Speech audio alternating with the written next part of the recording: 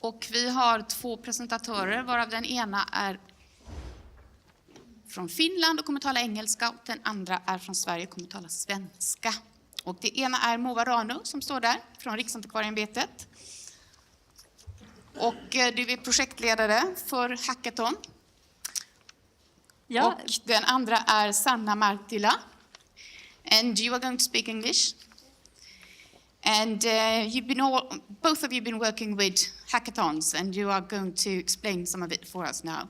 And if you want to ask questions to Sanna, you have to speak in English. So, go on. Oh, Finnish is also okay if you prefer that.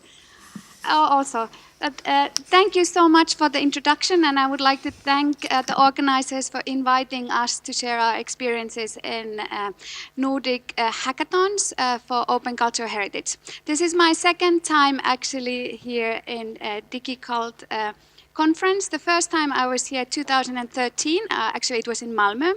It was my first introduction to Nordic collaboration, and I was asked to present what is open data.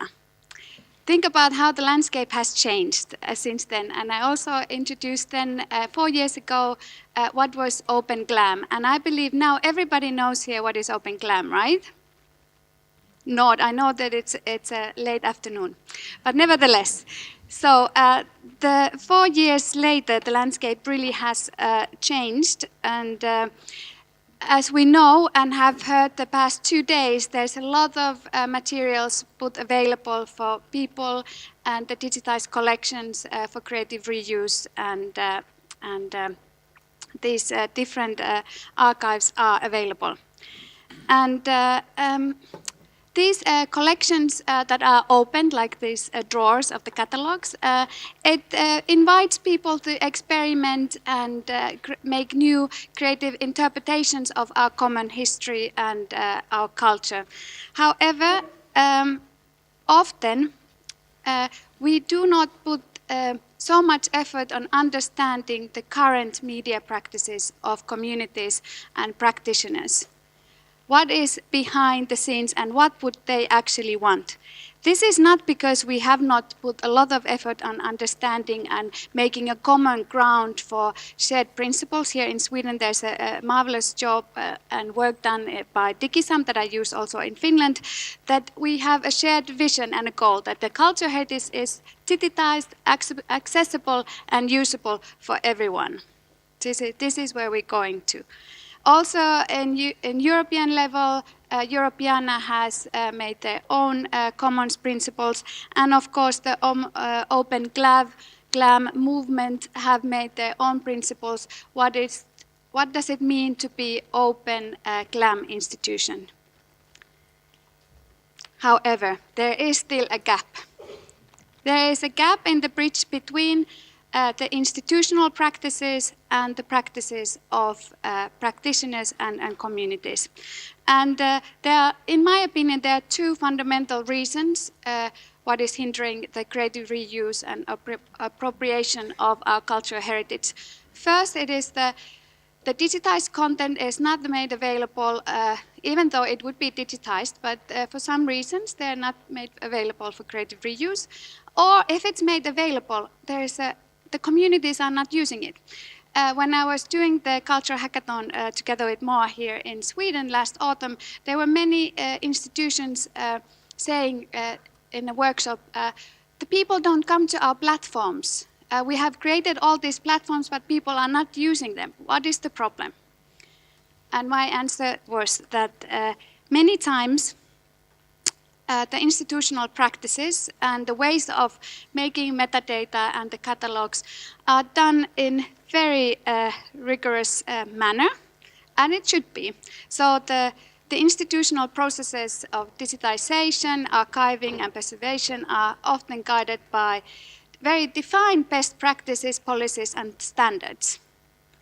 And on the other hand, on the other side of that bridge, there are the communities that are inhabiting different kinds of platforms like Flickr, Facebook and other media sharing platforms. And these community archives, so to speak, or commons-based collections and resources, they are relying on a very different way of organizing and handling these kind of data and collections. And they're very flexible and fluid processes. And the most known example, as you probably all know, is this Twitter example that it's a community-created folksonomies that emerged through the use of hashtag symbol. This was not made by the designers of the platform. It was created by the people using the system. And of course, IRC platform and the communication channels have used it before, but nevertheless, it was evolving over time. So we should be more in tune of these emerging practices and how can we use them in our own platforms. Just because there was some presenter yesterday saying that these platforms for librarians are not for communities. This is a picture from a Hack for FI hackathon last year, and a community, the group of people were trying to make sense of the metadata fields that was given by the system and try to understand what kind of results we could do with this. Well, because of these differences in these two different domains, often it is the cultural heritage institutions' practices that are dominating or influencing the creative reuse practices. We need more in-between infrastructures, new kinds of bridges that look like in this picture very different. And we need experiments and different kinds of arrangements that can enable the experimentation and testing the system and bringing together and weaving together these different kinds of practices. One of these future practices is, of course, a hackathon, a cultural hackathon. Moa nor me, we were not the pioneers in Nordic countries doing this. It was the Danes. In Denmark, yay, there is the Danes in the audience are cheering up. The Hack for DK, the first cultural heritage hackathon was organized 2012 already, 5 years ago. They were the pioneers. And later came the Norwegians, and then we, the Finns then, and last year also the Swedish. So we are the happy family of the Nordic open cultural hackathons. I don't know how many of you have actually been in a hackathon. So I'm just going to let it, the video run when I talk. This is a documentation of a hackathon organized in Finland last year. So a hackathon brings together people from different backgrounds for multi-professional collaboration. So we have artists, we have developers, we have education specialists, professionals coming from different fields and so forth. And together we work with open-ended projects, and the idea is to engage with open cultural heritage materials and come up with different concepts and ideas and new kinds of knowledge, one could say.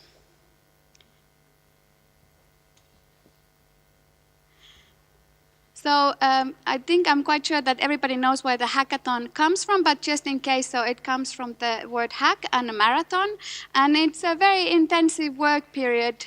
As you can see, people are working very hard and doing conceptual design and so forth. And then we always have a party at the end. That is like a festival feeling. So what is a result of a hackathon? In our hackathon in Finland last year, there was approximately 100 participants, including the participation from cultural heritage organizations, and 47 concepts were produced. That's quite a lot of a big amount of ideas and concepts of the voluntarily working people. In other hackathons yearly, there's approximately around 30. I think in Sweden there were 20.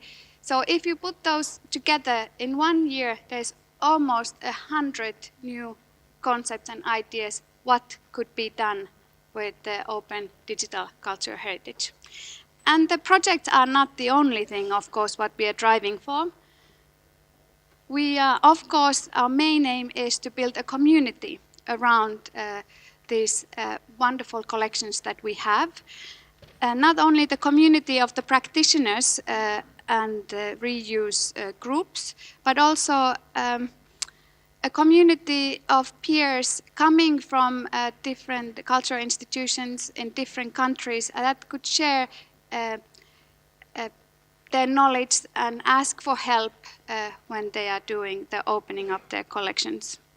I added this slide because of the discussion I had at the dinner table yesterday. People asked, like, why would you participate in a hackathon?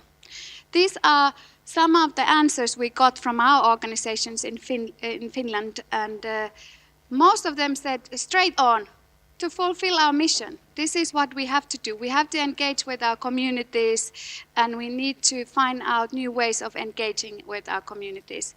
Of course, then the community work, the relationship with different audiences, and new forms of collaboration and engagement, and obtaining feedback of our offerings. Is our collection that we have open, is it relevant? Is it interesting to anyone? Have we made the open API well enough? Can we get some feedback on it and so forth? And also the increased visibility in the international level and in the Nordic level, and also in other platforms can host their content. And also, this was, I found it very interesting, the improving the brand value, because many organizations said that actually it was because of the other user groups thought that they were open and they were fast and they were doing these cool things, so they were able to enhance their brand. But now I will let Moa explain a tiny bit more why to participate and how all these things happened in Sweden last autumn. Thank you. Ja, hej. Mitt namn är Moa Ranung och jag är projektsamordnare på Digisam och var projektledare för Hack for Heritage som hölls i Sverige nu i höstas. Där var Sanna Marttila processledare tillsammans med Mattias Axel, båda de väldigt aktiva inom Open Knowledge-sfären. Vi anordnade Hack for Heritage tillsammans med Stockholms stad och Stockholms stadsarkiv som var platsen för hacket. Här ser ni glada gänget. Det var ungefär 60 personer som deltog under Hack for Heritage. En väldigt bred blandning av både teknikstudenter, forskare, kulturarvsprofessionella med flera. Och det var väldigt roligt att det var en sån bra blandning och också 50-50 mellan kvinnor och män. Så det var en bra könsfördelning jämfört med den gängse bilden av hur ett hack ser ut.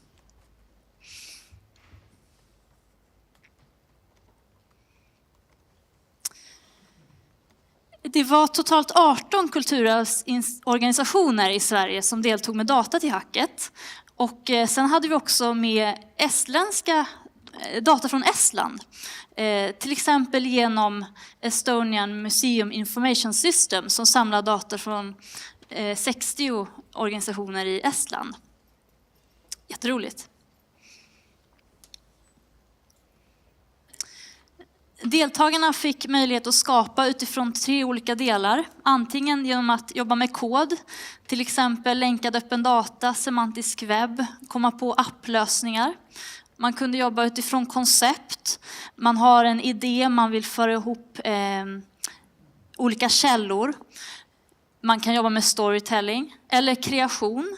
Att man till exempel gör någonting fysiskt av någonting som man har sett i den digitala världen. Eller att man så att säga jobbar med händerna för att få idéer kring digitala koncept. Och apropå kreation så var Slöjd Stockholm en av våra samarbetspartners. Och därmed så bistod de med både material och kompetens på området.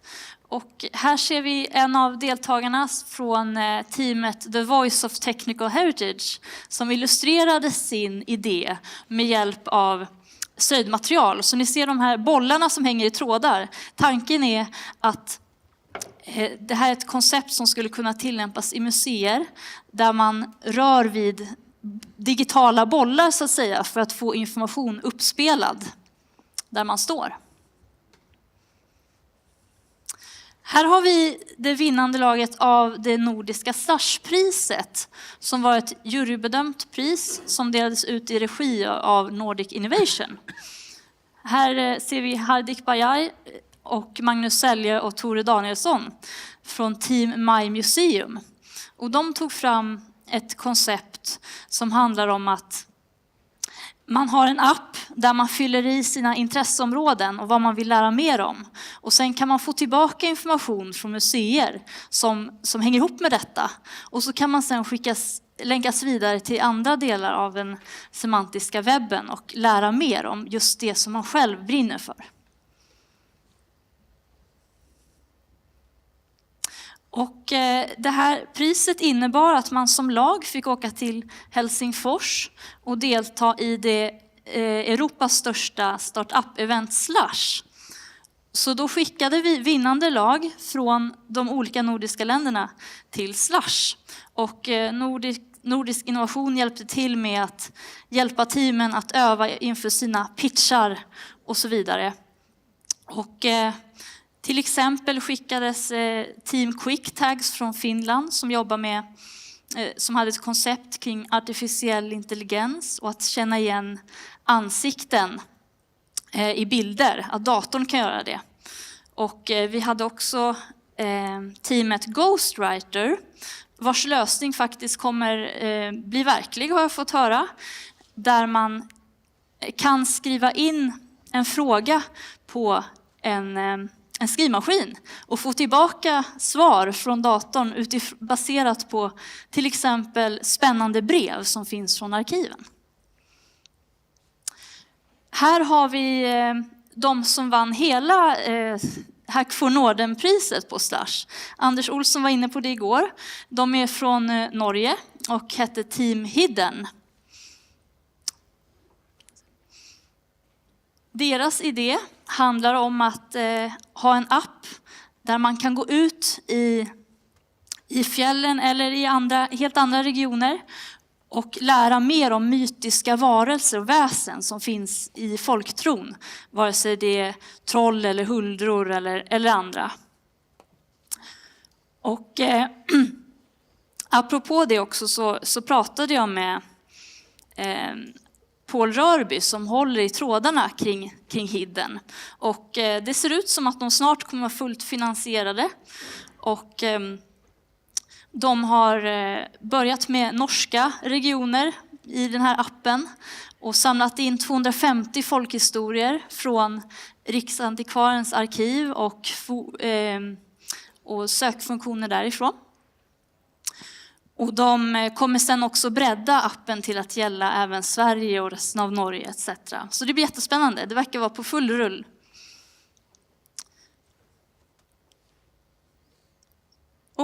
Ja, apropå huldran så vill jag dra några kopplingar gentemot... jag vill dra några kopplingar från mytiska väsen till öppna data. För huldran är ett väsen som gömmer sig under jord, som lever i fjällen och verkar ofta osynlig för de flesta. Vilket är väldigt synd. Så att vi vill ju uppmana till att öppna upp data så att fler kan få se vad man kan göra med det. Bysen är en varelse som jag har lärt mig lever på Gotland. Ser ofta ut som en stubbe och gör att transporter försenas och att man inte hittar tillbaka där man var och så. Vilket det verkar jobbigt. Så därför vill jag också uppmuntra till att hitta strukturer för datat så att det lätt går att hitta tillbaka till datat om man nu hittade någonting som var intressant och också få fart på det så att användaren lätt kan hitta informationen. Och slutligen havsfrun då. Hon lockar till sig sjömän ofta, men kanske även andra män. Och hon har en ihålig rygg dessutom.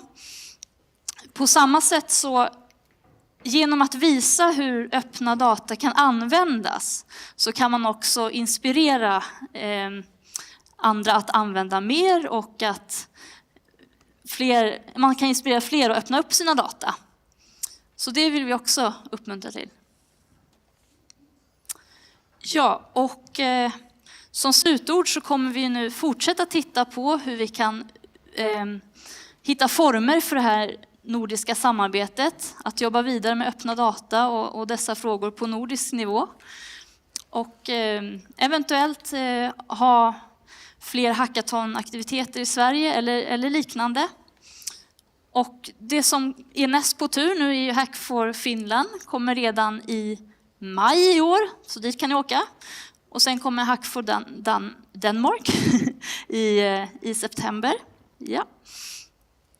Så det är bara att kontakta oss om ni har frågor, idéer och tankar. Tack!